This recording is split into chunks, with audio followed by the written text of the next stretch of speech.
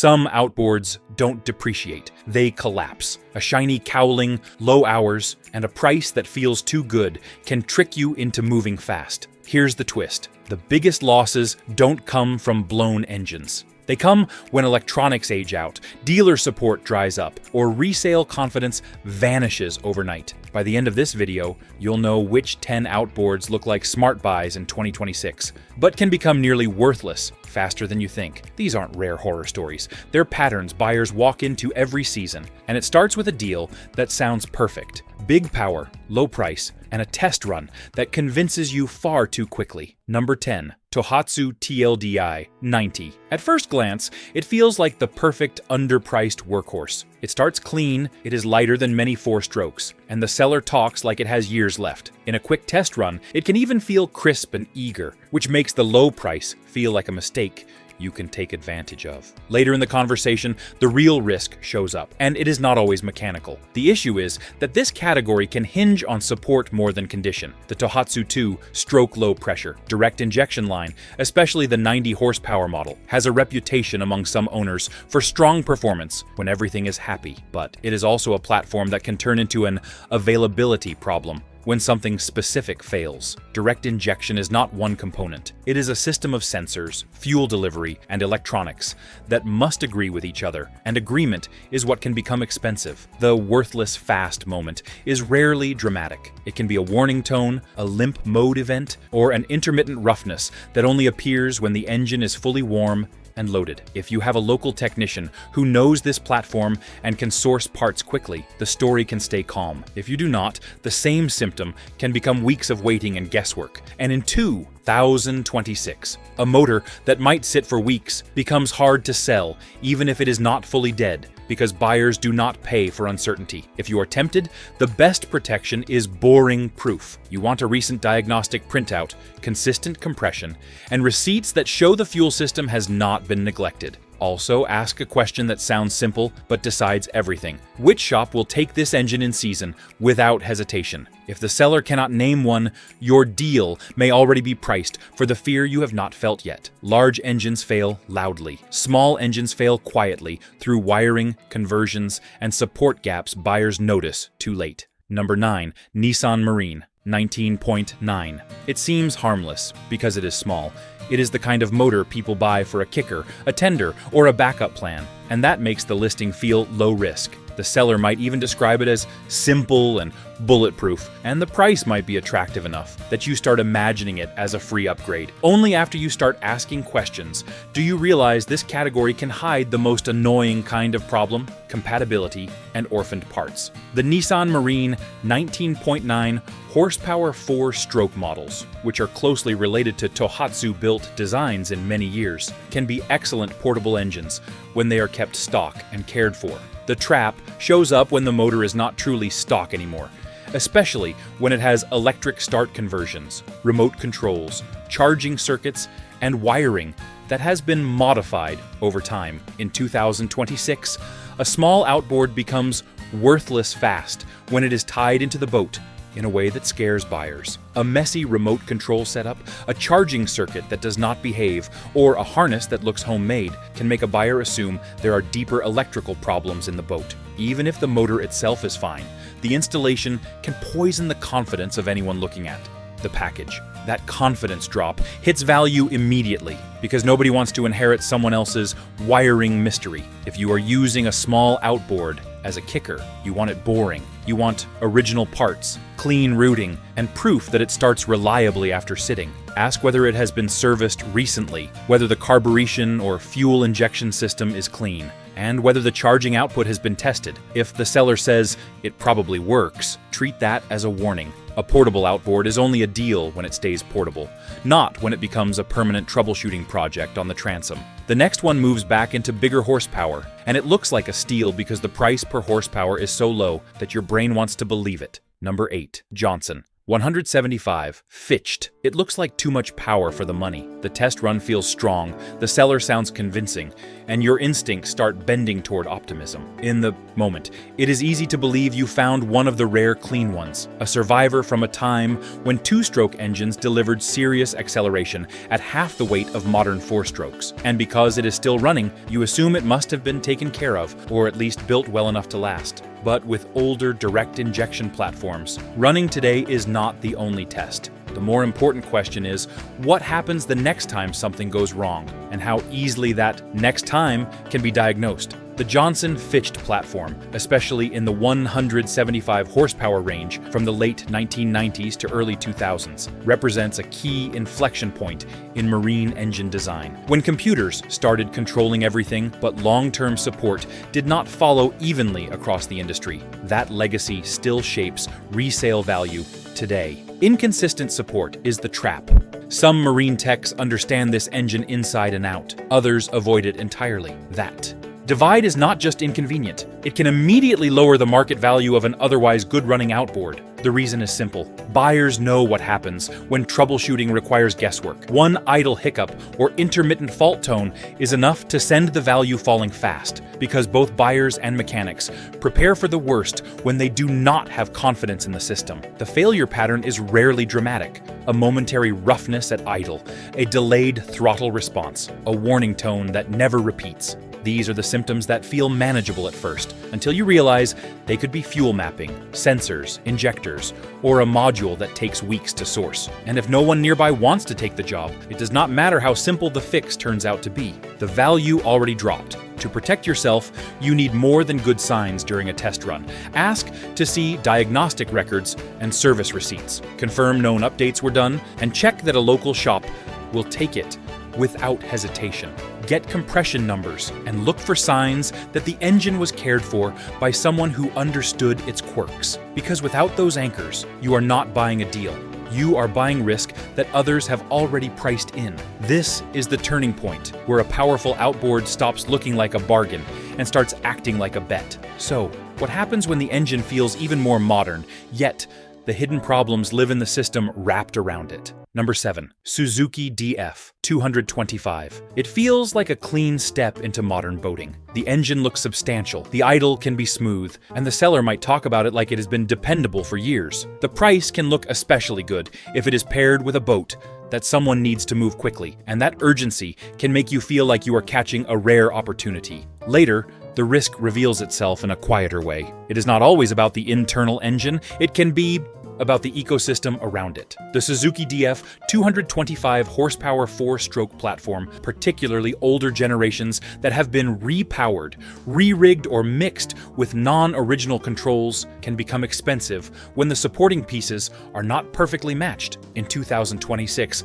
buyers are increasingly cautious about engines that require special diagnostic access, specific rigging harnesses, and proprietary control integration. The worthless fast moment often happens when the engine runs, but the boat does not behave. A digital gauge network that glitches, a control head that feels inconsistent, an intermittent protective mode event that is hard to replicate. Those issues are not always catastrophic, but they are hard to sell around because buyers know that chasing electrical and rigging problems can drain time and money. Even if the engine is healthy, the package can become a project in the buyer's mind, and projects get low offers. So treat the rigging as part of the engine, not an afterthought. Ask which controls are installed, whether they are factory correct for that model year, and whether there are any stored fault codes. Ask to see proof that the engine reaches proper revolutions under load and runs clean through the full range. If the seller avoids details and leans on, "It runs great,"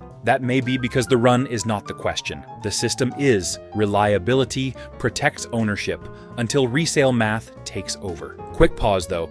Tap like if you want more of the stuff. Listings never explain. And subscribe because this series goes deeper. Comment this. When someone says, "runs great," what's the first proof you ask for? Compression numbers, diagnostics, receipts, or the name of the servicing shop? One answer, no stories. Number 6. Honda BF 225. It is easy to relax when the motor feels civilized. It does not need to sound aggressive to feel strong. It starts without drama. It settles into a stable, idle, and the seller may have a stack of maintenance notes that make you feel safe. When a motor is known for longevity, a discount can feel like your chance to get quality for less. The problem is that reliable does not mean cheap to recover from a major problem, and resale value in 2026 is tied to recovery costs. The Honda BF 225 horsepower 4-stroke, especially older units that have lived in saltwater environments or have unknown corrosion prevention history, can become a resale cliff if one big repair enters the picture. Gear case work, midsection corrosion repair, or electrical troubleshooting can become expensive quickly. And in some regions, the service network is thinner than buyers expect. A motor becomes worthless fast when the next buyer sees the possibility of an open-ended bill. Even if the engine runs today, a hint of corrosion in critical areas, evidence of seized hardware battles,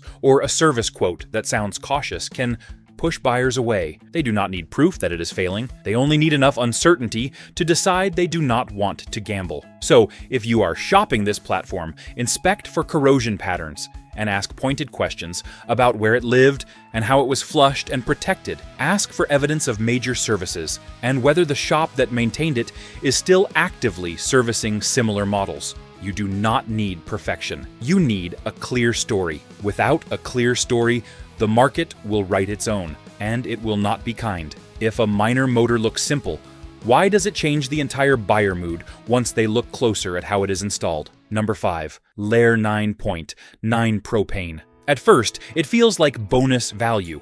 A small auxiliary motor is supposed to be the smart redundancy move, the thing that makes a boat safer and more practical. And because it is not the main engine, it is easy to treat it like a footnote rather than a deciding factor. The twist is that a kicker can quietly determine whether a buyer trusts the entire rig. The Lehr 9.9 horsepower propane outboard is a perfect example of how a small engine can look like a clever bargain in 2026 while carrying a unique kind of risk. When these are running well, owners can love the simplicity of propane storage and the idea of clean fuel handling. But resale value lives and dies on support and parts reality. The moment a buyer believes they might struggle to source a regulator, fuel system component, or ignition part, the motor stops being cool and starts being complicated. Even more important is what the kicker's installation says about the boat. A propane system can be installed neatly and professionally, or it can look improvised. If the wiring is messy, if the mounting hardware looks non-standard,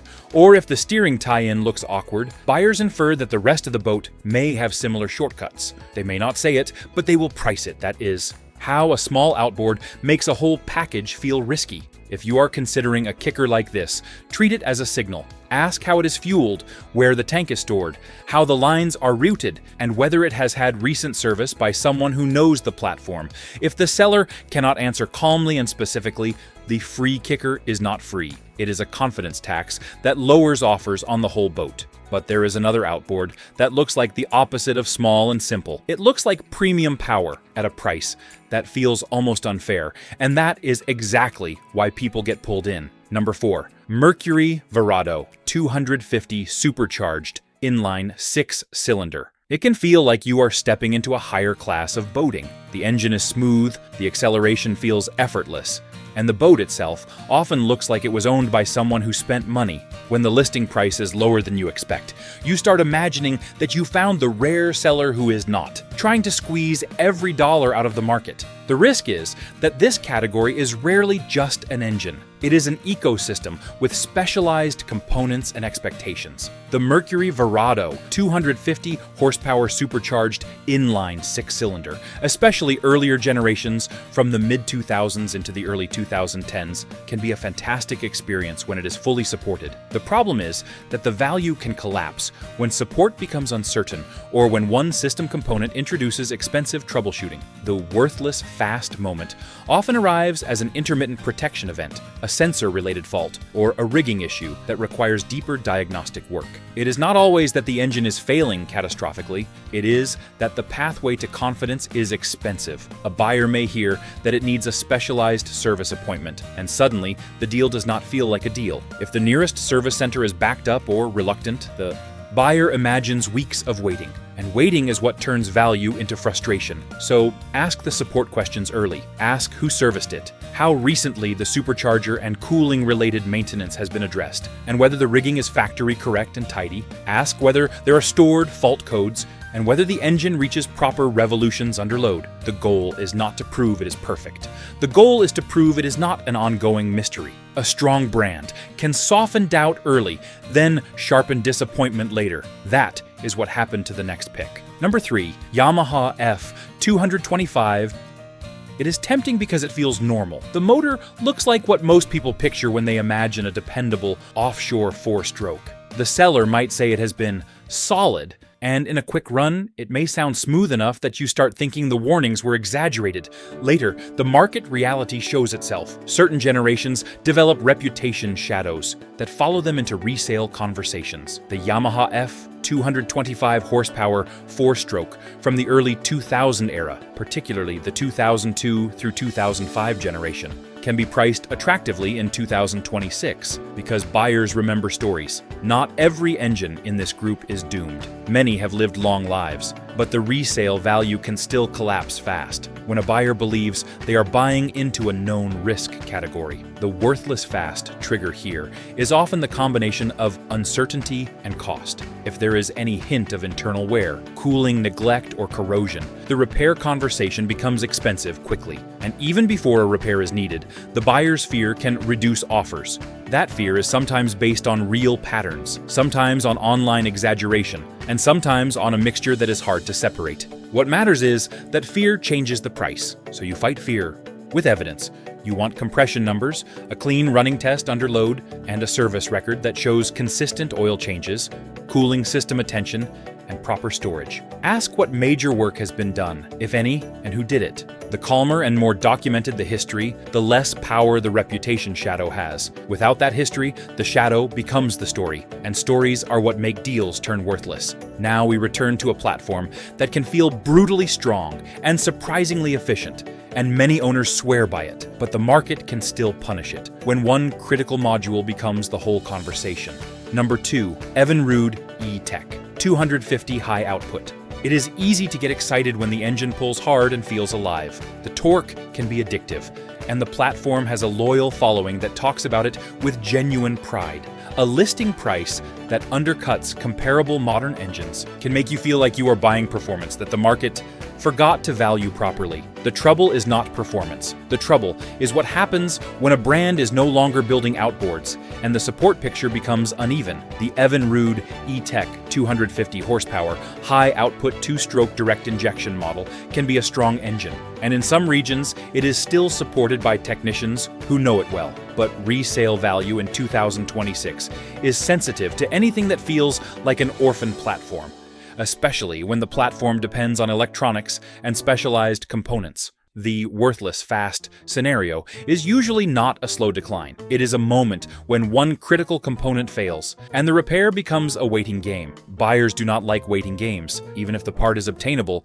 the possibility of delay is enough to cut the offer. And if local service departments are reluctant or booked out, the buyer interprets that reluctance as a forecast of future pain. So treat support as a pre-purchase requirement, not a post-purchase surprise. Ask the seller for a recent diagnostic report. Ask about service bulletins and whether they were addressed, and confirm that someone local will service the engine. A well-supported E-Tec can remain valuable and enjoyable. A poorly supported one can become a great running engine that the market still prices like a gamble. And now we reach the ultimate looks like a deal trap. The kind of motor that can make you feel like you just hacked the market, while quietly being the most fragile asset you could buy because of discontinuation and specialized parts. Number 1. 7 Marine 557. It looks like a once-in-a-lifetime bargain because it is so far beyond normal boating. Massive displacement, extreme horsepower, and the kind of presence that makes people stare at the transom. When one shows up priced reasonably compared to what it once cost, the brain starts rationalizing fast. You tell yourself that if it is running, it must be worth it. You tell yourself that rarity equals value. Then the reality of rare power hits. Rarity can also mean rare support. The 7 Marine 557 horsepower outboard is the definition of high stakes in 2026. It is not just about fuel consumption and maintenance. It is about parts supply, specialist knowledge, and what happens if any of the unique components fail. Even a small issue can become a big pause, because the pool of people who can confidently service it is not the same as mainstream outboards. The worthless fast moment here is the moment the engine becomes a conversation about availability instead of performance. If a buyer believes that one failure could ground the boat for an entire season, they do not offer rare money, they offer risk money. The market for something like this is smaller, and smaller markets swing harder when uncertainty enters. A listing can go from dream to no buyers, simply because the wrong question has no reassuring answer. If you ever consider this kind of deal, you do not buy it like a normal outboard. You buy it like a specialty machine. You verify service pathways, you verify parts access, you confirm who will diagnose it, and you make sure the seller can document its life. Without documentation, even incredible performance does not protect resale. It only raises the stakes when something goes wrong. When shopping used, remember the market prices, support, and clarity, not just horsepower. Like this, if it helped you avoid a costly mistake, subscribe for more grounded outboard truth. And comment below with the deal you walked away from and what warning signs saved you.